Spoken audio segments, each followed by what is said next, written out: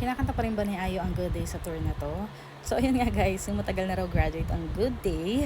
Pero sabi nga ni local fan club is please memorize Good Day. So baka naman at ganun kalakas ang Pinas kay Ayu at makanta niya ang Good Day. Kahit na onti lang, sample lang ba? May dumating pala akong package guys and gusto kong i-share to sa inyo kasi ang gaganda nila. So galing to sa Wear Specialties. Ayan, meron tayong Ayu inspired shirts for Heritage Concert in Manila. And bukod dyan is, ayan, isang katutak na stickers ni Maring Ayu guys. Ang cute.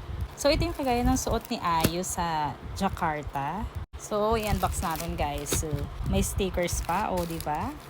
Ang daming pa stickers ni Wear Specialties. So, ito yung print guys sa harap. Ayan. 2024 Ayu Hero World Tour Concert in Manila. Then, pak, ang bongga ng print sa likod guys. Ayan o. 2024 Ayu Hero World Tour in Manila. And then si Maring Ayu.